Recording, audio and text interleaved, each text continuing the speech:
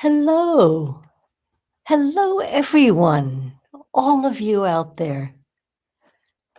With an abundance of joy, I greet you on this Sunday in 2025.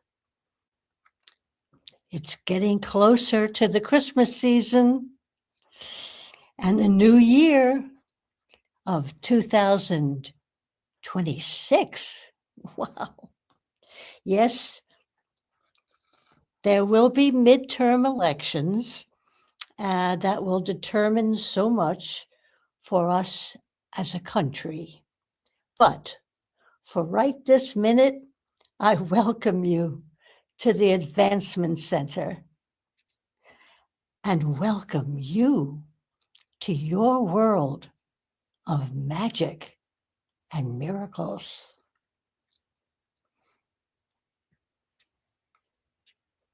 Yeah. So much is determined for you as a sovereign being, a child of God who has discovered the joys of life itself. One of those joys is celebration. Never miss an opportunity to celebrate. The very structure of your physical being is enhanced when you celebrate with others and is present. Now, I couldn't be more happy. One second, as I pull my chair over. Yeah. Now, we were talking about the importance of celebration. Well, it comes in all different sizes, from millions of people in Times Square counting down the last minutes of the year to welcome and rejoice in the new year. That's happening. Or opening a letter of acceptance to the college which is your first choice. That's exciting and cause to celebrate. Having the obstetrician place your newborn on your chest and forever change your life with his congratulations. I've known all of the above. Universal moments, all the way to celebrating walking the intended 1,000 steps in a day and not losing my balance once. That's quite a span. But they've all been my experiences, and they will all be yours. Sooner, later, perhaps a lot later. Old age, what am I saying? Old age is impossible when everything is new. Youth is resilient, and age is wise and a little bit more rigid in thought and movement. The secret I have discovered is to let rigidity go out the window if you can. Yeah. And of course you can. You're here. And just by your being here, you're not rigid. You're ready for anything. Now, as all of you know. But if you're brand new, I write in my journal every morning. And I write to Simeon.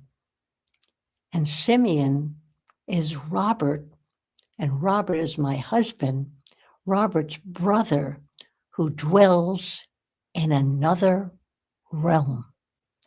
And the best part of my correspondence with Simeon is no matter what time I write to him, he always answers and enhances my life. So here goes.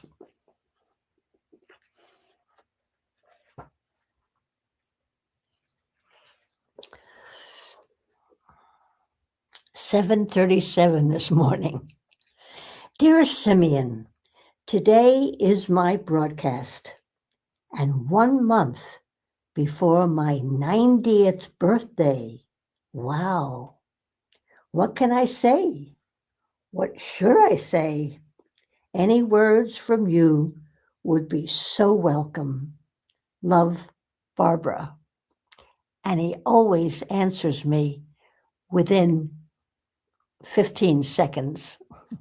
And he wrote, "Dearest Barbara,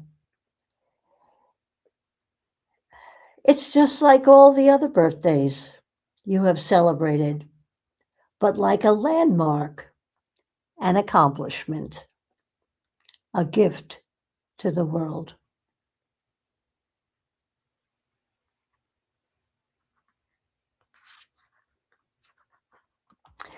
Now, the greatest gift to the world by far has been your introducing Robert to the world, and I came along for the ride.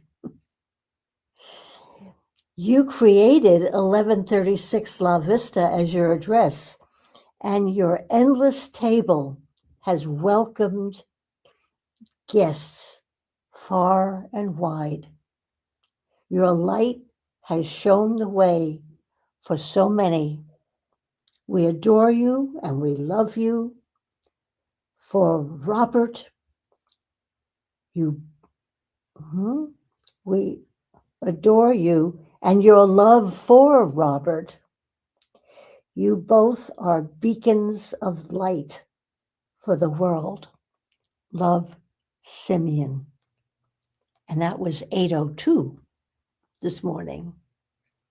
And it's always my pleasure to share Simeon with you. Thank you for listening. Whoops. Okay. Now,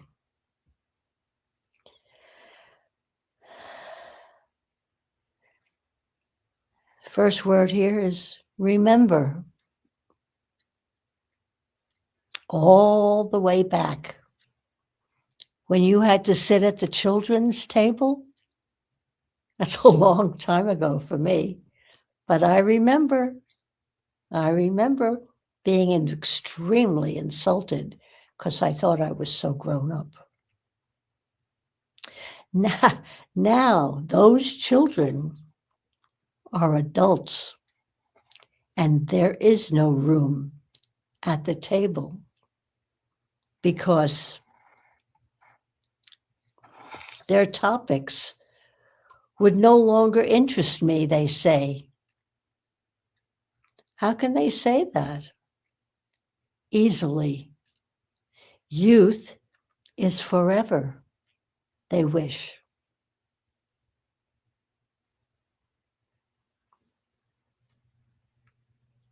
All they see is what they see.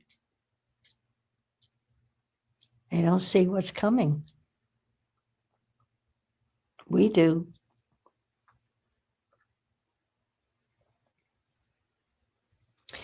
At one time in my career, this is all about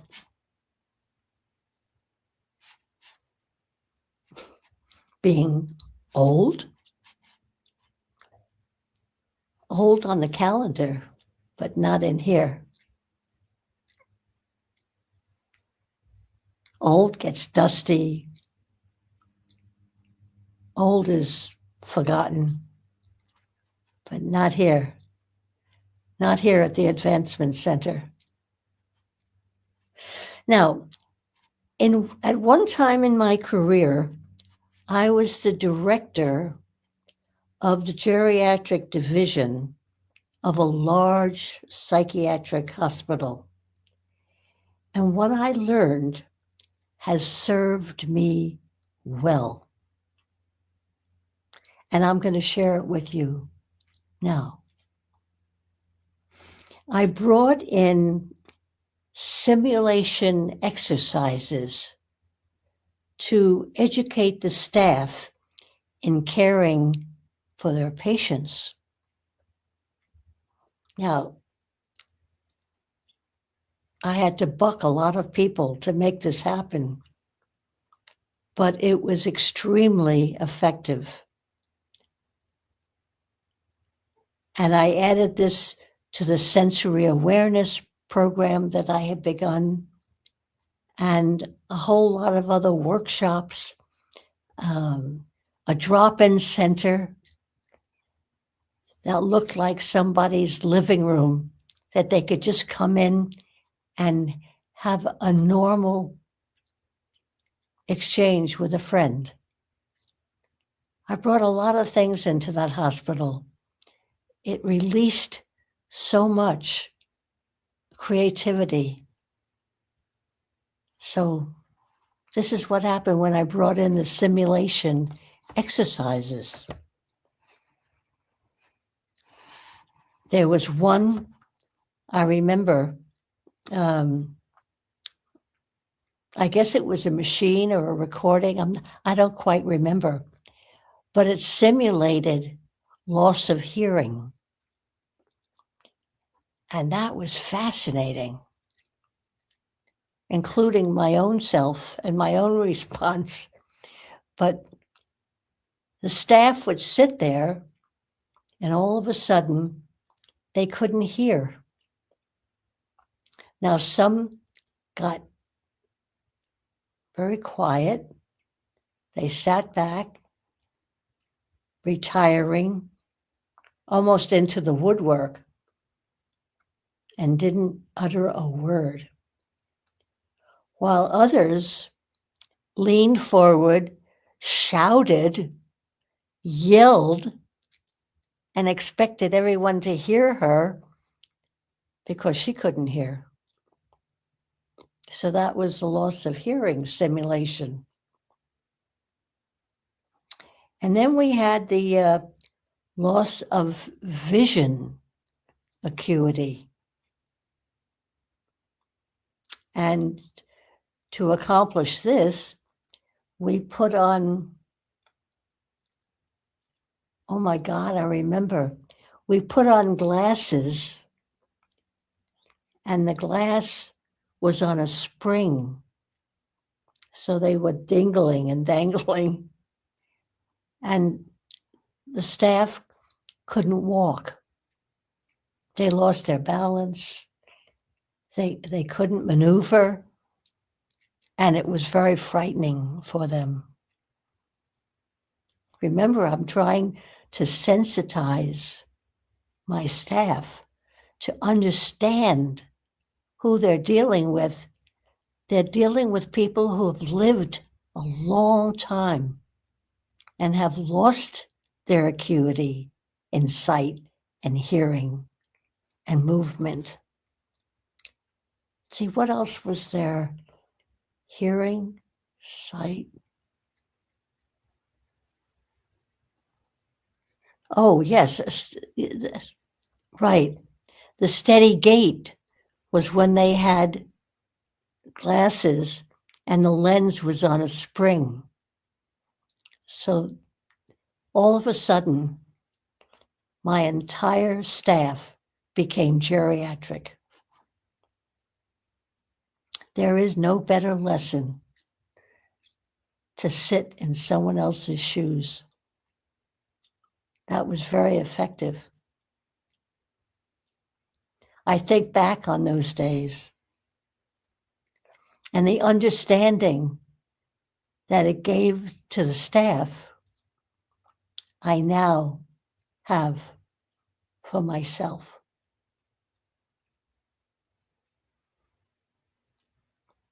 Yeah, 90 is quite a number. It's exciting. It's exciting to realize what I have. I have so much.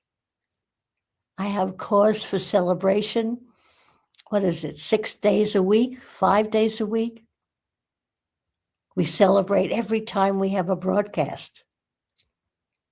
David speaks on Monday. Genya speaks on Tuesday. We have a random selection from the past on Wednesday. And Friday, David speaks again. And Saturday, Adrian, our Scotsman. And then here we are on Sunday with Barbara. So every day of the week, we have cause for celebration. Oh, and after the broadcast, we have a celebration. Those of us in our family, our extended family, our advancement family, we all get on a Zoom call and we heap praises on the broadcaster and each other and celebrate every possibility. A new grandchild. We celebrate,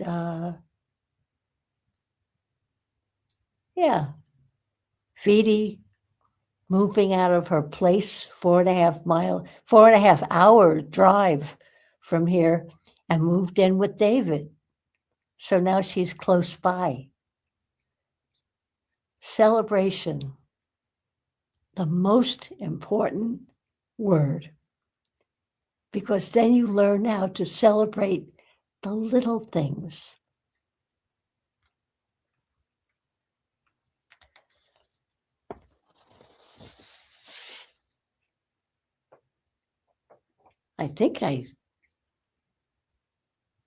All right.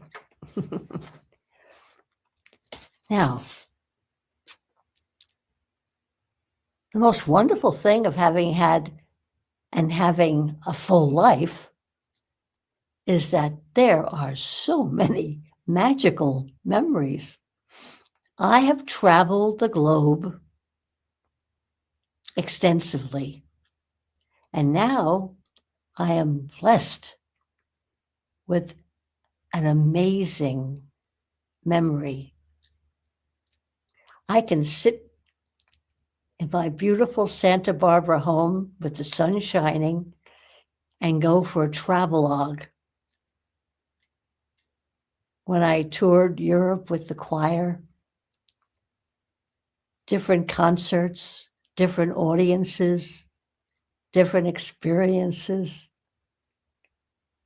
We all have experiences that we can replay and replay with a happy heart and a recognition of how wonderful it all was and continues to be so.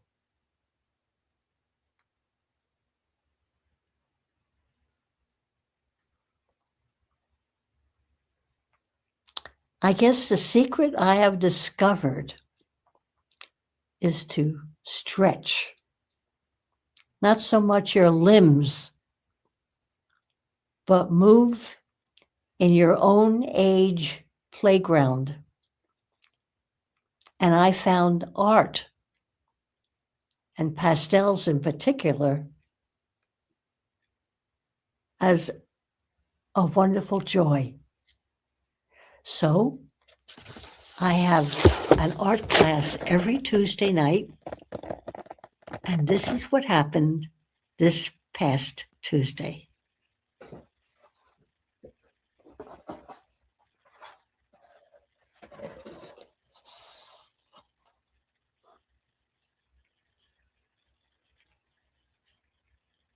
Now, I don't know what it is about this, but I'm drawn to it all week. I keep looking at it and I love it.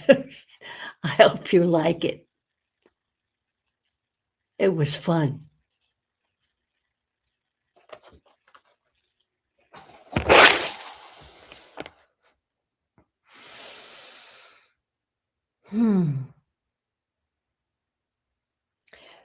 There are so many factors vying for your attention out there.